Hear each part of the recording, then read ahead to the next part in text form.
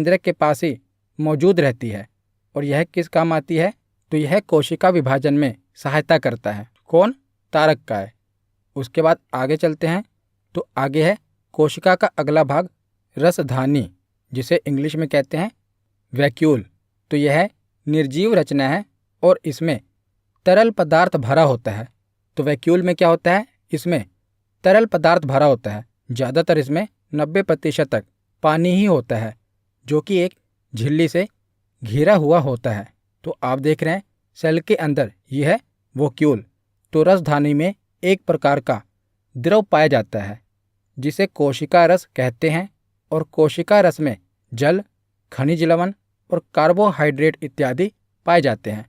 90% तक तो इसमें जल ही पाया जाता है। तो जो रसधानी होती है ये जंतुओं में छोटी होती है और पादपों में यानी कि प्लांट्स में जो रसधानी होती है ये बड़ी होती है। तो याद रखिएगा, रसधानी जंतु कोशिका में छोटी होती है और पादप कोशिका में यह बड़े आकार की होती है। उसके बाद आगे है लवक। लवक यानी कि प्लास्टिड। तो यह केवल पादप कोशिका में पाया जाता है। जो लवक है ना, ये जंतु कोशिका में नहीं पाया जाता, ये केवल पादप कोशिका में पाया जाता है। और लवक 3 प्रकार का होता है। तो पहला भाग है हरित लवक, जिसे इंग्लिश में कहते हैं क्लोरोप्लास्ट। दूसरा भाग है अवर्णित लवक, जिसे कहते हैं ल्यूकोप्लास्ट। और तीसरा है वर्णित लवक यानी कि क्रोमोप्लास्ट।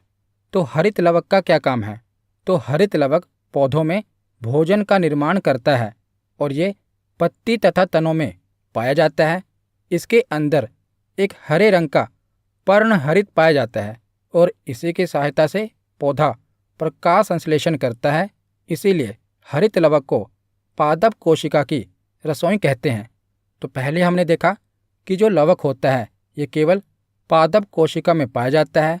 और जो लवक होता है इसके 3 प्रकार होते हैं, 3 भाग होते हैं। पहला भाग हमने देखा हरित लवक। तो हरित लवक किस काम आता है? तो ये पौधों में भोजन के निर्माण के काम आता है और ये पत्तों तथा तनों में पाया जाता है और इसे पादप कोशिका की रसोई कहते हैं। उसके बाद है अवर्णित लवक यानी कि ल्यूकोप्लास्ट। तो ये क्या होता है? तो ये रंगहीन लवक है।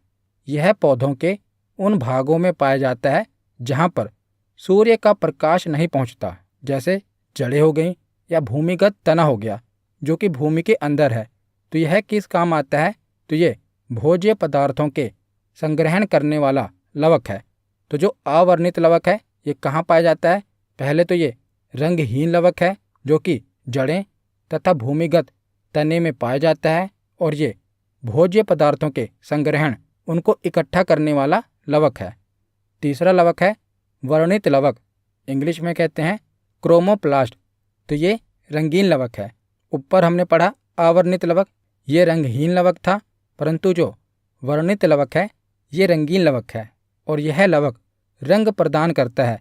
जैसे कि जो पौधों का फूल होता है अलग अलग रंग के होते हैं, तो ये वर्णित लवक ही उन्हें रंग प्रदान करता है। जो पौधों के बीज हो गए उनका रंग भी वर्णित लवक ही प्रदान करता है। तो वर्णित लवक रंग प्रदान करने के काम आता है। तो एग्जाम में ये भी पूछा गया है कि टमाटर का लाल रंग किस लवक के कारण होता है? तो लाइकोपीन। तो लाइकोपीन के कारण टमाटर का रंग लाल होता है। कौन सा लवक होता है? लाइकोपीन। गाजर के अंदर कौन सा लवक होता है जो इसे रंग प्रदान करता है? तो कैरोटीन। और चुकंदर के अंदर कौन सा लवक होता है जो इसे रंग प्रदान करता है? तो विटानिन। तो तीनों ही लवक याद रखिएगा, कई बार एग्जाम में रिपीट हुआ है। तो टमाटर के अंदर होता है लाइकोपीन, गाजर के अंदर होता है कैरोटीन और चुकंदर के अंदर होता है विटानिन। तो जंतु और पादप कोशिका के हमने महत्वपूर्ण अंग पढ़ लिए। अब आगे आपको जो ये 2 डायग्राम दिख रहे हैं, पहले को कहते हैं सिलिया और दूसरे को कहते हैं फ्लैजिला। तो जो ये सिलिया और फ्लैजिला है ना, ये केवल जंतु कोशिका में पाया जाता है, पादप कोशिका में ये नहीं पाया जाता।